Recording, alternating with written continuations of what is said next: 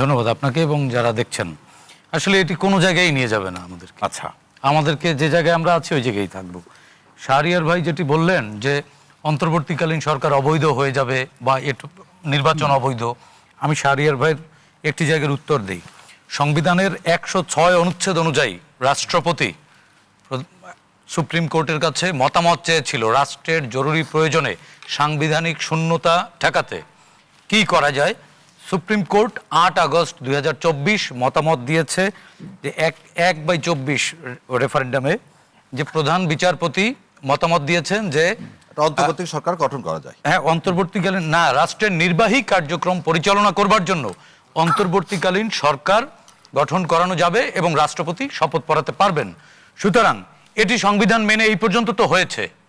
তার মানে অন্তর্বর্তীকালীন সরকার একটি সাংবিধানিক সরকার এবং সাংবিধানিক সরকার যে কাজ করেছে তা সবই সাংবিধানিকভাবে বৈধ এবং সংবিধান মেনে এই 26 সালের যে 12ই ফেব্রুয়ারি নির্বাচন অনুষ্ঠিত হলো এ পর্যন্ত বৈধ এবং এই পর্যন্ত বৈধ হবার পরে যেহেতু স্পিকার নেই, ডেপুটি স্পিকার নেই, সংবিধান আবার প্রধান নির্বাচন কমিশনারকে ওথ পড়ানোর অধিকার দিয়েছে। সেই এখতিয়ার বলে সিইসি পার্লামেন্টারিয়ানদের ওথ পড়িয়েছেন, কিন্তু সংবিধানের কোথাও লেখা নাই যে সংবিধান সংস্কার পরিষদের শপথ সিইসি পড়াতে পারেন বা রাষ্ট্রের কেউ পড়াতে পারেন।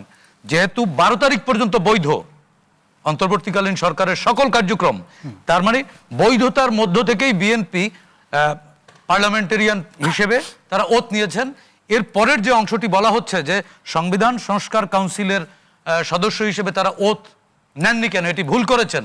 এটি আসলে সাংবিধানিকভাবেই বিএনপি এ পর্যন্ত যেটি করেছে সেটি সঠিক করেছে না। কিন্তু এই যেটা বললেন কিংবা সম্মানিত স্বরাষ্ট্রমন্ত্রী সালাউদ্দিন আহমেদের যে বক্তব্য সেটা তো তারা মানছেন না, তারা বলছেন তারা তো অনেক কিছুই মানেন না। সাহেব মুস্তাফিজ এবং শাহরিয়ার ভাই বলছেন এটা এখানে বিরোধিতা করবার জন্য যদি বিরোধিতা করতে হয়, শুনুন, আপনি অন্তর্বর্তীকালীন সরকারকে যদি বৈধ বলেন তার সকল কর্মকাণ্ড বৈধ, ওই অবৈধ যদি হয় তাহলে তারা নির্বাচনে অংশ নিলেন কেন?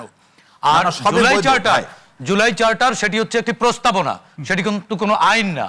এই পার্লামেন্ট যদি সেটিকে লেজিটিমাইজ করে বা পাশ করে তখন সেটি আইনে সন্নিবেশিত হলে বা সংবিধানে অন্তর্ভুক্ত হলে সেগুলো বাস্তবায়ন হবে। কারণ আপনি বলছেন সংসদে যদি সম্মানিত সংসদ সদস্যরা এটা মানেন যে বিষয়গুলো সেগুলো বাস্তবায়ন হবে, আর যেগুলো মানবে না সেগুলোর কোনো ভবিষ্যৎ নেই। সংসদ তো সার্বভৌম, জি সংসদ তো সার্বভৌম, কারণ এখানে জনগণ তাদের প্রতিনিধিদেরকে পাঠিয়েছে রাষ্ট্র কিভাবে চলবে, আইন প্রণয়ন কিভাবে হবে, আইন প্রণেতারা বসেছেন।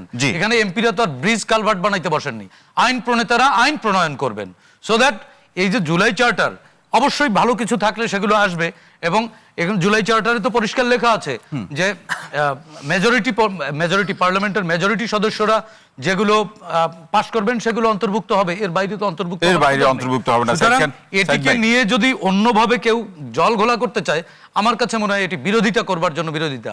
আমি মাসুদ কামাল ভাইয়ের ওই শেষ কথাটি দিয়ে শেষ করতে চাই যে আসলে আমরা বহুদিন পরে একটি পার্লামেন্ট পেয়েছি, আমরা চাই প্রাণবন্ত একটি পার্লামেন্ট হোক। এখানে সরকার অবশ্যই শতভাগ সঠিক করবেন না, সেখানে ভুল করবেন, ভুলের গঠনমূলক সমালোচনা করবেন।